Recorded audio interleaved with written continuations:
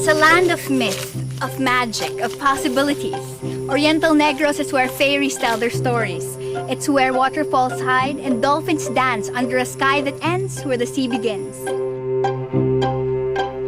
For I cannot promise that the fairies will not cast their spell.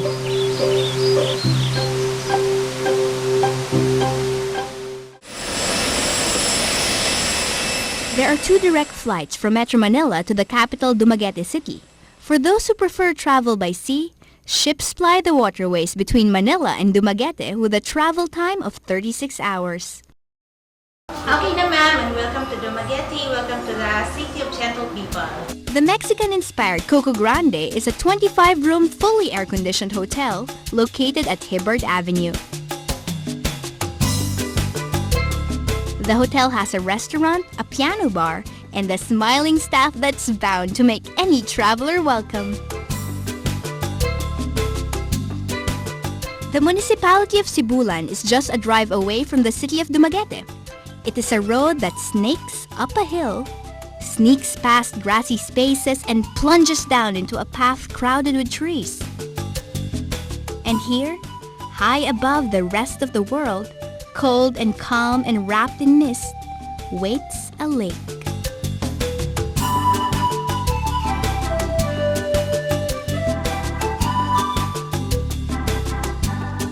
Kayaks were originally developed by indigenous people living in the Arctic for hunting on inland lakes, rivers, and coastal waters.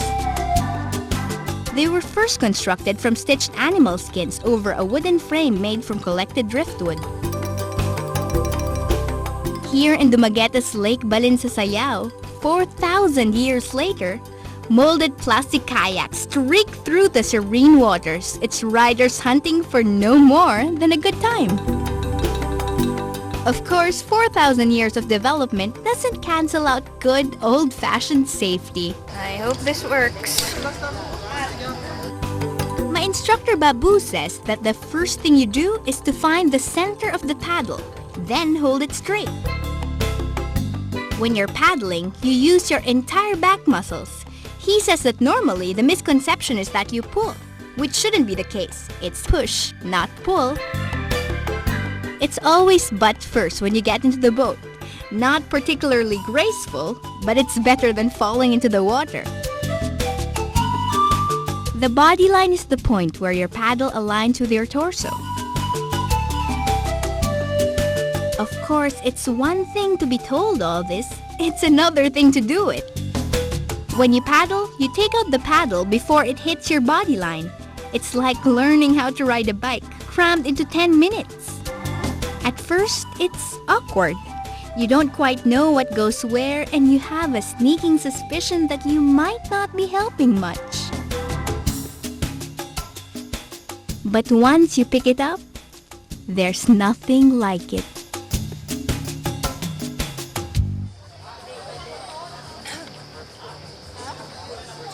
There's another way to cross Lake Balinsasayao.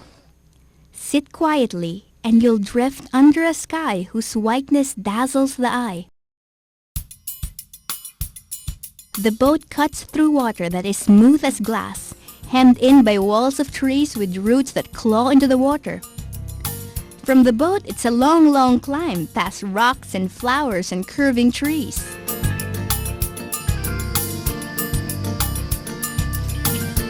There's a reason why you have to climb what looks like hundreds of steps in order to get here. You see, the mountain has a secret. And if it were so easy, then it wouldn't be much of a secret to begin with. Across the lake where we raced on kayaks, there is another lake that waits, hidden from all but the most questing eyes. The twin lakes of Balinsasayao is a secret that the valley cups in her hands, one that only the most determined can share.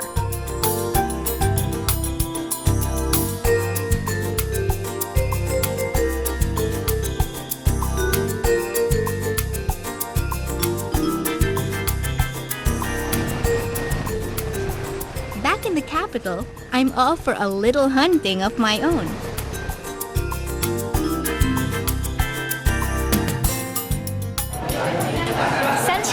cakes and pastries, a classic pit stop here in Dumaguete. Now, nobody knows exactly what makes their Sylvanas taste fantastic, but I can tell you this. For just 15 cents, you can have a bite of delectable dynamite in your mouth. Now, check this out.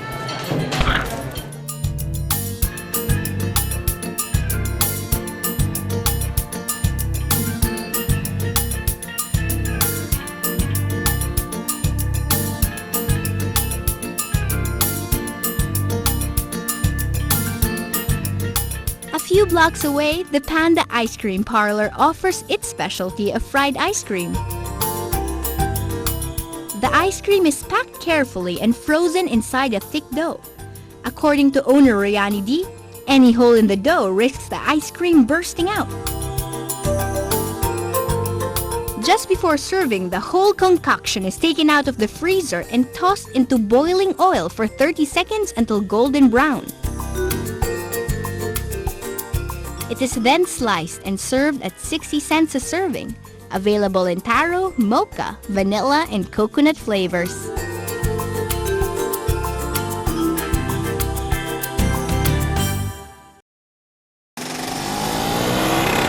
A few minutes walk will bring you to the boulevard along Rizal Avenue. At night, it is alive with lights and color. Tempura vendors converge at the intersection, offering the passerby a bite, a chair, and a view.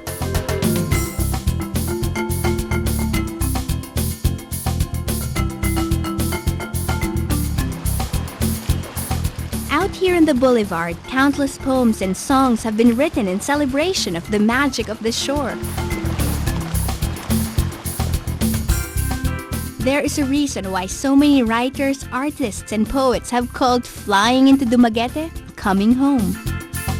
Legend says that hundreds of years ago, whenever the rainy seasons came, the wily south wind would blow pirate ships into the island's port. Villagers would send 1,000 prayers winging up the sky in despair, as marauders swept into the village to steal away the beautiful daughters of Dumaguete.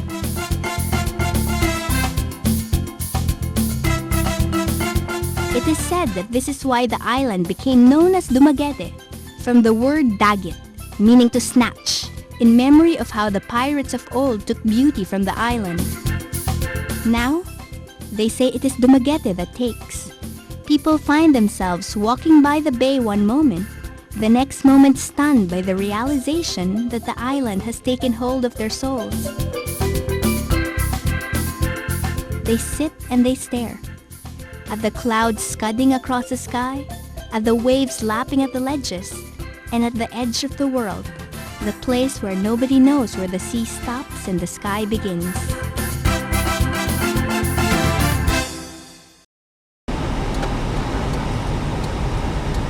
The municipality of Bacong is just a few minutes south of Dumaguete City.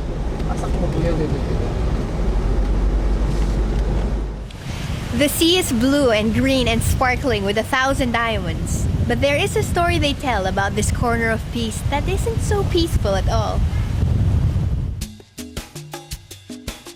A long time ago, on a day where the yellow sun cast its rays on the glittering sea, the village chief sighted the menacing vintas of Moro pirates. He called his warriors together and ordered them to hide under the trees and bushes that border the shores. Just as the pirates were resting on the beach, the village chief stood up and shouted, "Bakon! Bakon!" Stand, he meant. Stand and fight. It was a bloody struggle. In the end, the pirates retreated, leaving their dead and dying. It was called the Battle of Bacong. Today, the people are of a friendlier sort. Bacong's Talisay Beach is dotted with tree houses and gazebos, providing pools for little mermaids.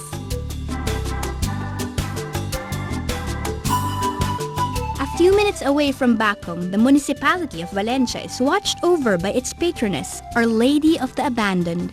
It was only in 1885 that this municipality was named Valencia, a homage to Spain's lovely province of Valencia. The Spanish first called it Ermita for hermitage. In the 18th century, fresh water from Mount Talinis gushed from what is now known as the Old Spanish Fountain. For the weary traveler who wants to get away from the hustle and bustle and banging and clanging of the big city, Forest Camp offers a different kind of silence. It is the silence of birds chattering through trees and a river rampaging through rocks. The water gushes from the twin peaks of Cuernos de Negros, the horns of the devil. For the past 10 years, Forest Camp has been touted as a major ecotourism attraction. It was an idea that the owners had been developing even before the term ecotourism became a byword. There are 4 natural pools of varying size, dormitories, cottages, good food, and a place to make wishes come true. This year, Forest Camp offers a new adventure for the thrill seeker: ATVs. The term all-terrain vehicle is used to describe any of a number of small, open, motorized buggies and tricycles designed for off-road use. Owner John Littlefield rents out his collection of ATVs at $20 an hour with a driver for those who want to sit back and enjoy the view. The more daring souls, including this little 4-year-old, can play Lone Ranger across Valencia for just $40. Certain brave souls should be forbidden from controlling these babies as they may prove fatal to Valencia's vegetation.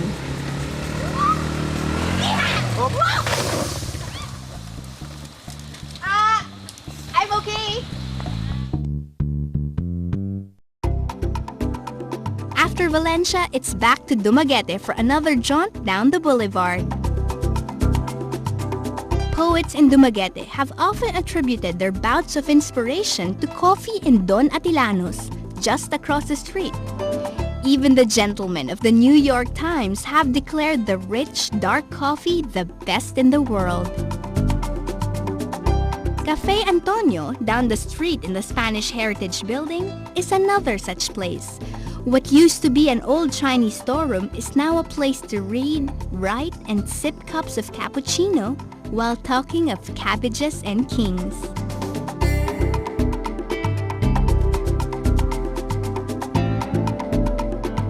Such is power, says poet Alfred Yuson. Such is magic and such is lore. This is Dumaguete's enchantment. Indescribable but palpable, a rough, raw magic that pounds in the surf, sings with the wind, and finds its voice in lines of poetry and the brush strokes of an artist.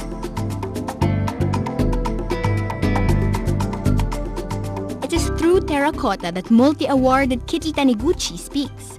Her work rages, screams, and calls. A woman's passion that is finally allowed to roar.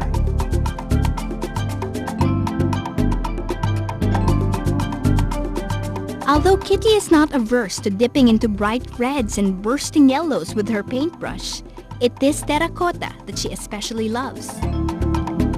Terracotta is known as one of the most unpredictable media for an artist. The outcome is virtually unpredictable, and cracks are almost inevitable. In the world of art, it is a medium that many have dismissed as just so much dirt. Today, many gather in the Mariah Gallery, where Kitty offers a residency program to the young and the forward-looking in the hope that they too will continue the grand tradition of molding art through fire. Mark Valenzuela has been hailed by Manila curators as one of the brightest discoveries of the Visayan art scene. Mark once said that it is the unpredictability of terracotta that draws him. Even the accidental elements become an integral part of the final artwork.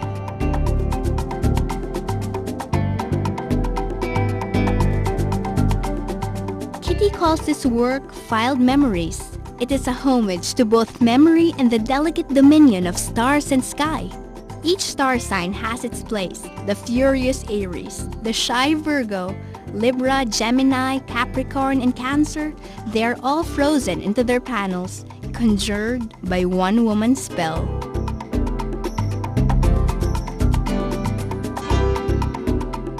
There are many more haunts for the struggling artists along the streets of Dumaguete. El Amigo, Cafe Memento, places where the food excites both soul and palate, where conversation strays into the poetic, and the air sings of possibilities.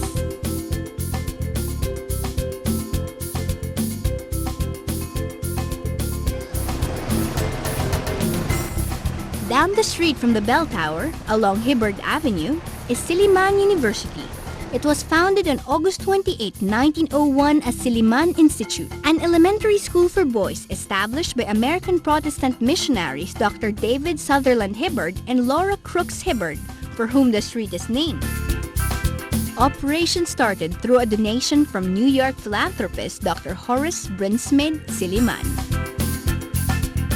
Art and song, literature and dance, all these make up the soul of Dumaguete. Above everything else, Dumaguete is a university town, and its heart beats here in Silliman University, the pulse that keeps this quiet town pounding.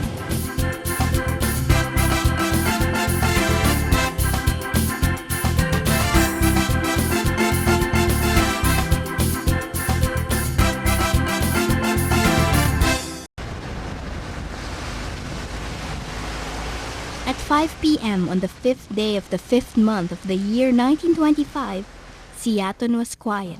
Other than the howling of dogs, it was the uneasy silence of fearful expectation. And then came the earthquake, followed by the thundering sound of a massive landslide that felled centuries-old trees and house-sized boulders on the ridges of Balanan and Nasigid. This 100-year-old tree is the earthquake's only survivor.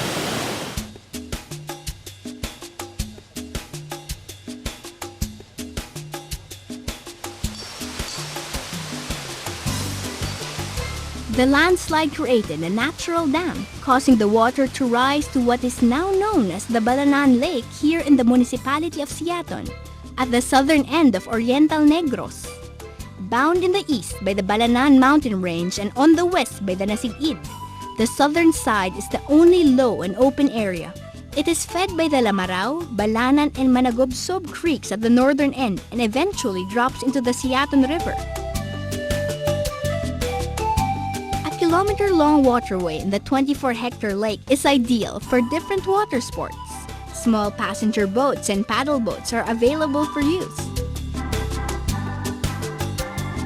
For nature trekkers, there is a 4-kilometer circumferential pathway around the lake under a canopy of indigenous trees. Up to the early 80s, only those who live within the lake's catchment basin use the lake for transportation, swimming, and fishing. Since then, many have indulged in the 1-hectare fishing pond, even this little fellow who gets to go home with a good dinner.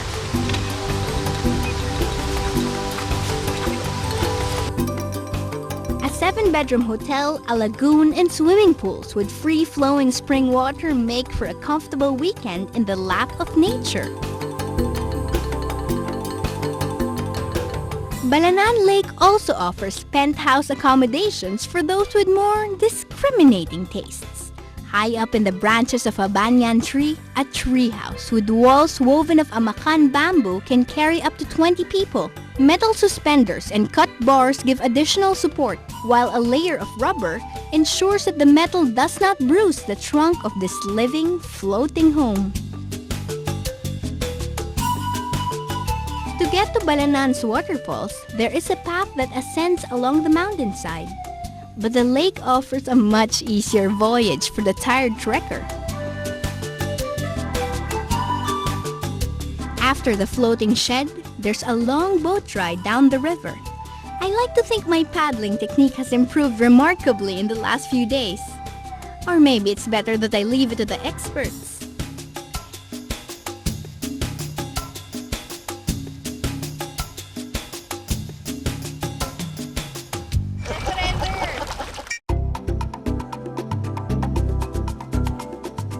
Here, past the soft mud surface of the riverbed, past a fairy's forest, past a rocky creek that sings, there is a waterfall that rages, white and angry.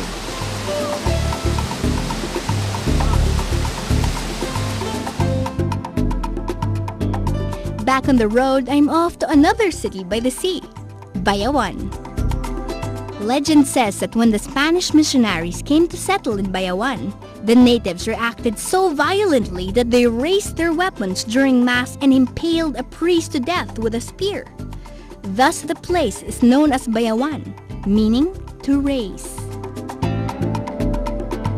It is the young people that have Bayawan bursting with life. School children and athletes, toddlers on bicycles, and laughing, shrieking boys.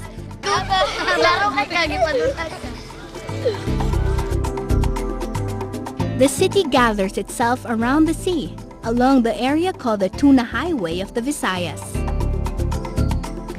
It's always romantic to walk on a boulevard just as the sun sets. Here in Bayawan City, the romance lasts and lasts and lasts. This is the longest boulevard in the Philippines, going a full 8 kilometers and coming from this area all the way to the next municipality. There is no better way to appreciate this winding boulevard than from the sea. Along with a whisper of waves and wind, a carnival of light is Bayawan's challenge to a looming darkness. The call of the sea at night has to bow to the call of the road by morning.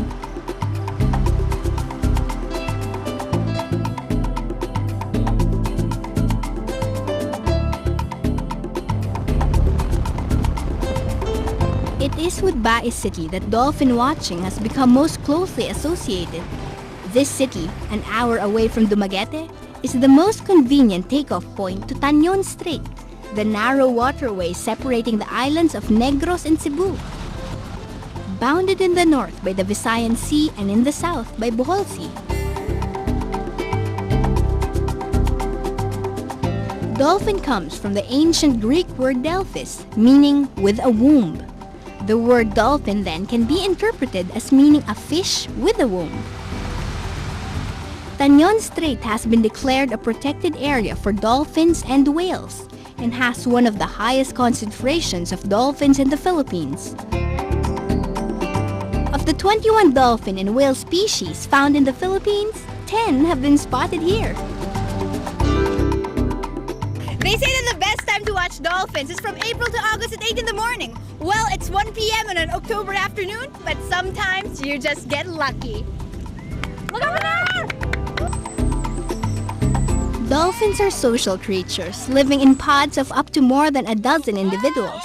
It is a leaping, whirling, spinning ballet. Play is a very important part of dolphins' lives. The ancient Greeks greeted them with welcome. A ship spotting dolphins riding in their wake was considered a good omen for a smooth voyage. Countless stories are told of dolphins rescuing shipwrecked sailors and protecting them from sharks. It is a circus whose acrobats perform under the great big dome of the sky. The dolphins are almost unreal. Once you've convinced yourself that they're really there, you blink, and then they disappear into the darkening blue.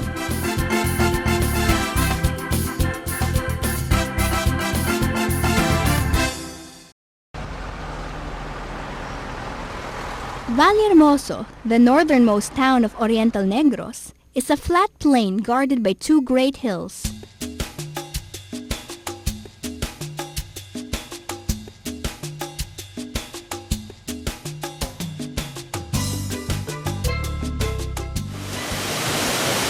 Past the mud and down the ravine, over the rocks and through the water, there is a place where the waterfall dances.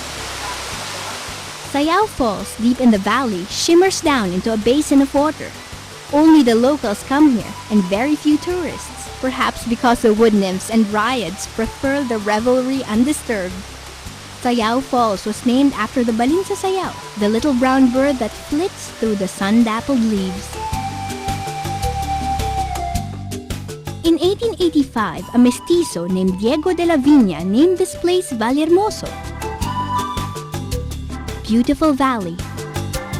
Acknowledged as godfather and founder of the town of Vallehermoso, Don Diego was an explorer born to a Spanish father and a Chinese mother. His home still stands here. Its walls used to be hand-painted with vines, for de la viña meant of the vines. Its tile floors and hardwood tables still shine after almost a century. Don Diego was known as the liberator of Oriental Negros from Spanish rule. It is said that his blood runs in many of the old families here in Vallehermoso.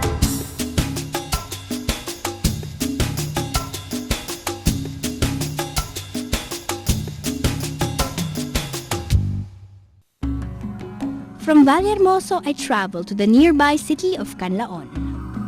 A long time ago, 1,000 lifetimes past, there lived a powerful king named Matlem, whose daughter Can was known far and wide as the most beautiful in the land. Maraparan, Araha's son, fell in love with the princess, who loved him too. King Matlem held a tournament offering his daughter's hand in marriage. Maraparan won, much to the king's chagrin, for the young man was the son of the king's most bitter enemy.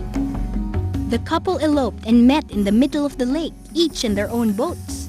When the king saw this, he cast a spell on the two and the boat sank. 2 rocks rose over the water in their place. Many years later, the rocks became 2 mountains. The people called one Can Ngalaon, or Can the Spinster. Legend says that this is why the 2 mountains are called Canlaon in Maraparan, in memory of the 2 lovers who until now suffered the wrath of the king. Mount Canlaon is one of the tallest peaks in the Visayas. For the starving trekker fresh from the grueling climb down the mountain, the Uptown Vegetable Market in Canlaon City is where you get Oriental Negros' freshest vegetables. And in the case of this baby, maybe the biggest.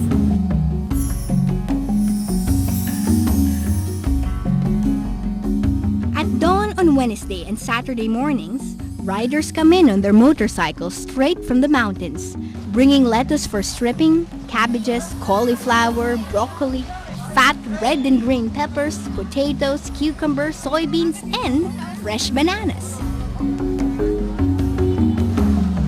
Prices are low. This, after all, is the first stop for the vegetables before they are resold in other markets. Eateries line the market, selling everything from fried chicken to rice to cups of coffee for the weary shopper. Freshly caught fish is also on the menu, making the Uptown Vegetable Market the one-stop shop for the housewife on the run.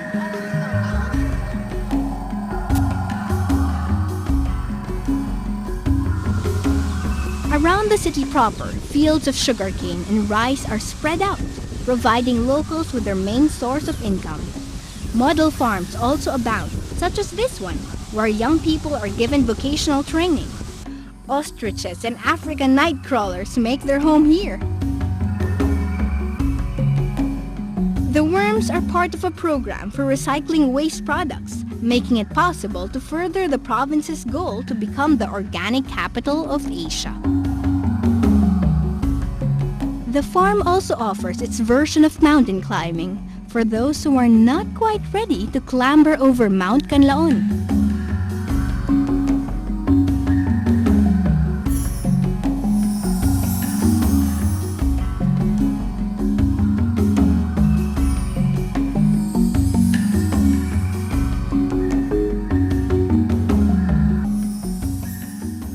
Canlaon's enchantments do not end here.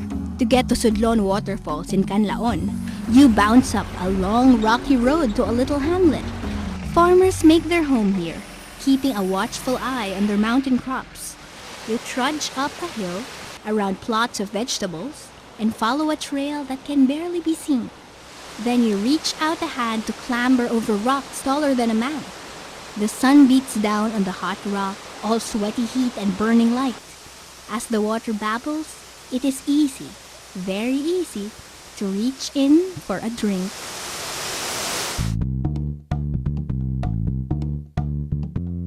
On the other side of the valley, down a gentler curve in a series of rough earthen steps, another creek skips down the mountain.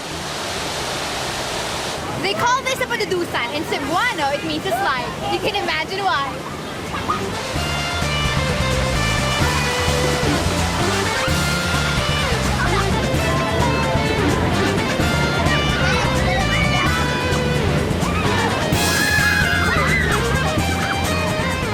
natural basin catches swimmers at the bottom, then flows into a stream. The Padudusan Natural Slide is Canlaon's personal playground, the place where schoolgirls rush screaming and young boys challenge each other to race.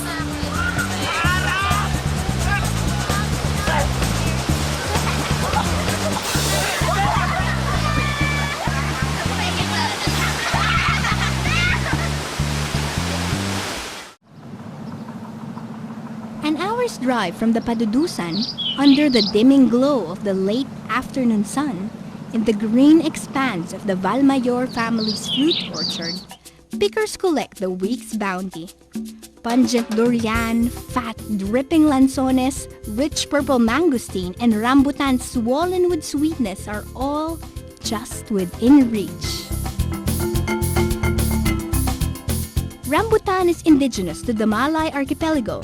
The rambutan's flesh is translucent and sweet, with a small crop in June and a heavy crop from November to January. The lanzone's skin ranges from yellow to brown and is often spotted, with a smooth and waxy texture. When peeled away, it reveals separate slices of translucent meat, which contain seeds too bitter to be eaten.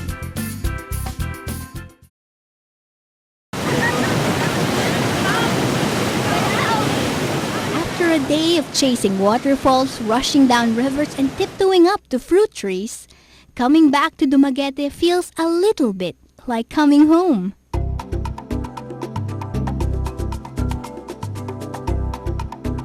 Mamiya, along Rizal Boulevard, provides a cross-continental feast. There is sisig or sizzling pig face served with a kick of local lemon, clam chowder, buttered vegetables, crab meat and cheese, and searing hot gravy-soaked steak with bacon. Saying no to dessert is impossible. Mamiya's specialty? Frozen cappuccino.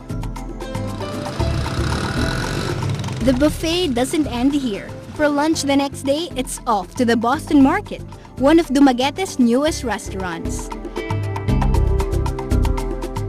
They say that the greatest chefs feed the eye first before the palate, and I will attest to the fact that my eyes were stuffed to bursting before I even dug into the delectable green salad. The meal will satisfy even the most health-conscious, with garlic fish fillet and luscious roast chicken, while feeding the glutton in all of us with the fluffiest mashed potatoes and succulent roasted pork chops. The necessary conveniences for the traveler are available just a few steps outside the Boston Market. Travel agencies and internet cafes sit side by side. The merchants of Perdices Street, a few blocks away, ply their trade in drugstores and inexpensive shopping malls, selling shoes and clothes and the sunblock you forgot to pack into your beach bag. There are banks and fruit stands and tricycles to take you back to your hotel for no more than $0.25.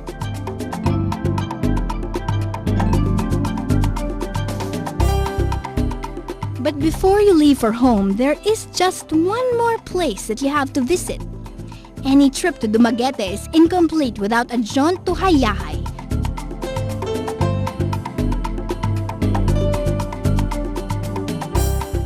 The night spot that celebrates Dumaguete's tradition of laid-back living. Hayahay, after all, is just another way of saying relax. Their specialty is the Camiguin Express, a mix of young coconut milk, squid meat, and pan-roasted pig. Steamed grouper, clams fresh from bais, grilled stuffed squid, fried milkfish, spring rolls, bright orange crab, and enormous baked clams with cheese are typical Hayahay fare. And still the food keeps coming. Here, seafood will always come fresh, and drinks will always arrive with one heck of a jolt.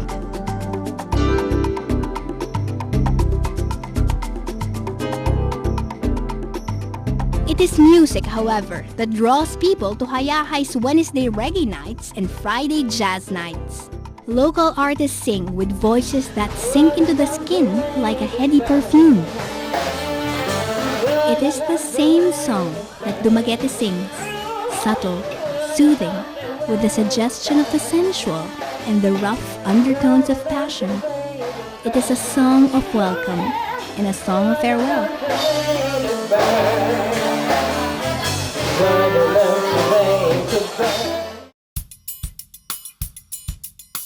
Perhaps when Dumaguete poet Cesar Ruiz Aquino wrote his poems, he too sat along the boulevard looking out to a sea where so many have come and gone.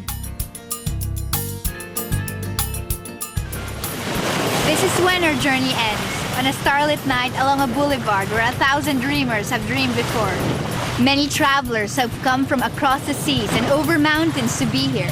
And if you ask them, they will tell you this, that once you've been to Oriental Negros, no matter where else you go in the world, its voice will call you, and its spell will bring you back.